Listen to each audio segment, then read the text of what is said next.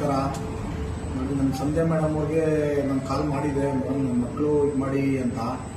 ಮಕ್ಕಳಿಗೆ ಭವಿಷ್ಯ ಕೊಡ್ತೀನಿ ಇಲ್ಲ ಅಂತ ಹೇಳಲ್ಲ. ಆದರೆ ಇಬ್ಬರು ಮಕ್ಕಳು ಇವಾಗ ನನ್ನ ಹತ್ರ ಬಿಟ್ಟಿದ್ದಾರೆ ನಮ್ಮ ಮೇಡಮ್ ಅವರು. ನಾನು ಹೆಂಡತಿ ಇವಾಗ ಒಂದು ಮಗು ತಗೊಂಡಿದ್ದಾರೆ, ಇಲ್ಲ ಅಂತ ಹೇಳಲ್ಲ. ಆದರೆ ನಮ್ಮ ಸಂಧ್ಯಾ ಮೇಡಮ್ ಅವ್ರಿಗೆ ತುಂಬಾ ಉಪಕಾರ ಇದು ಮಾಡಿದ್ದಾರೆ. ನನಗೆ ತುಂಬಾ ಥ್ಯಾಂಕ್ಸ್. ತಪ್ಪಾಗಿದೆ, ನಾನು ತಪ್ಪು ಮಾಡಿದ್ದೀನಿ, ತಿದ್ದುಕೊಂತೀನಿ. ನನ್ನ ಮಕ್ಕಳ ಭವಿಷ್ಯ ಹಾಳು ಮಾಡೋದು ನನಗೆ ಇಷ್ಟ ಇಲ್ಲ. ನನ್ನ ಮಕ್ಕಳು ಚೆನ್ನಾಗಿರ್ಲಿ. ಸಂಧ್ಯಾ ಮೇಡಮ್ ಇಂದ ತುಂಬಾ ಉಪಕಾರ ಆಯ್ತು ಮ್ಯಾಮ್, ತುಂಬಾ ಥ್ಯಾಂಕ್ಸ್ ನಿಮ್ಮಿಂದ. ನನ್ನ ಮಕ್ಕಳ ಭವಿಷ್ಯ ನಂಗೆ ಹಾಳು ಮಾಡೋಕೆ ಇಷ್ಟ ಇಲ್ಲ. ನನ್ನ ಮಕ್ಕಳ ಭವಿಷ್ಯ ನಾನು ನೋಡ್ತೀನಿ, ಅವರು ನೋಡ್ಲಿ. ತಂದೆ ಆದವರು ನೋಡ್ಬೇಕು, ಅವ್ರ ಮಕ್ಕಳ ಜವಾಬ್ದಾರಿ ಅವರು ತಗೊಳ್ಳಿ, ನಾನು ತಗೊಂತೀನಿ. ಇಬ್ಬರು 3 ಜನ ಮಕ್ಕಳ ಜವಾಬ್ದಾರಿ ತಗೊಂಡು ನೋಡ್ಕೊಂಡು ಹೋಗ್ತೀವಿ. ಮಕ್ಕಳ ಭವಿಷ್ಯ ಮಾತ್ರ ಹಾಳು ಮಾಡಲ್ಲ ಮ್ಯಾಮ್. ಗೊತ್ತಿದ್ದೇನೋ ನನ್ನಿಂದ ತಪ್ಪಾಗಿದೆ, ನನ್ನಿಂದ ಕ್ಷಮಿಸಿ ಮ್ಯಾಮ್ ಅಷ್ಟೇ. ಒಬ್ಬರ ಬಗ್ಗೆ ಕಮೆಂಟ್ ಮಾಡ್ಬೇಕಾದ್ರೆ, ಒಂದು ಹೆಣ್ಣು ಬಗ್ಗೆ ಕಮೆಂಟ್ ಮಾಡ್ಬೇಕಾದ್ರೆ ಹಂಗೆ ಹಿಂಗೆ ಅಂತ ಮಾಡೋದಲ್ಲ. ನಿಮ್ಮನೇಲೂ ಹೆಣ್ಮಕ್ಳು ಇರ್ತಾರೆ, ನಿಮ್ಮನೇಲೂ ಹೆಣ್ಮಕ್ಳು ಇರೋದನ್ನ ನೀವು ಯೋಚನೆ ಮಾಡಿ. ಒಬ್ಬ ಹೆಣ್ಣು ಬಗ್ಗೆ ಕೆಟ್ಟದಾಗ ಮಾತಾಡೋದಲ್ಲ.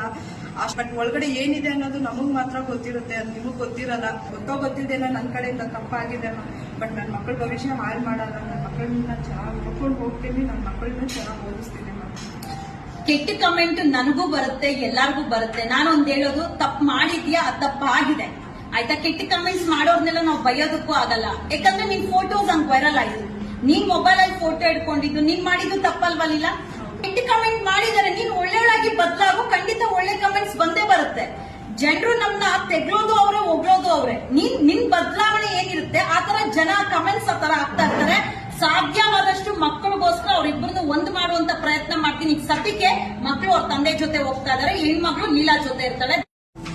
ಸಂಧ್ಯಾ ಮೇಡಮ್ ಅವರು ಬಂದು ನನ್ನ ಮಕ್ಕಳನ್ನ ಕೊಡ್ಸ್ಕೊಂಡಿದ್ದಾರೆ. ಇಬ್ಬರು ಮಕ್ಕಳು ನನ್ನ ಜೊತೆಲೇ ಇದ್ದಾರೆ, 3 ಜನ ಇಲ್ಲೇ ಇದ್ದಾರೆ. ಆದ್ರೆ ಹೆಣ್ಮಕ್ಳು ನಮ್ಮ ವೈಫ್ ಜೊತೆಲೇ ಇರ್ತಾರೆ. ಇಬ್ಬರು ಮಕ್ಕಳು ನನ್ನ ಜೊತೆ ಗಂಡು ಮಕ್ಳು ಇದ್ದಾರೆ.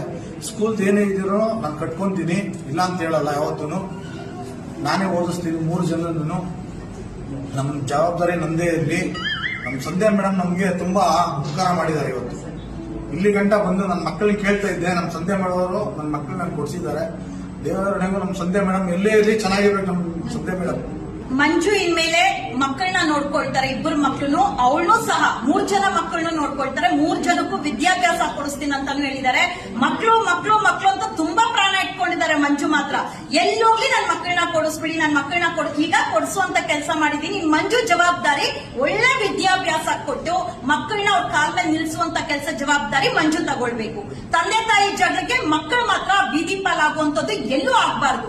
ಯಾಕಂದ್ರೆ ಇವರೇ ತಾನೇ ಹುಟ್ಟಿಸಿರ್ತಾರೆ, ಇವರೇ ಸಾಕ್ಬೇಕು, ಇವರೇ ಜವಾಬ್ದಾರಿ ತಗೊಳ್ಬೇಕು. ಆ ಒಂದು ಕಾರಣಕ್ಕೆ ಇವತ್ತು ನಾನ್ ಬಂದಿರೋದು ಲೀಲಾ ಪರವಾಗೂ ಅಲ್ಲ,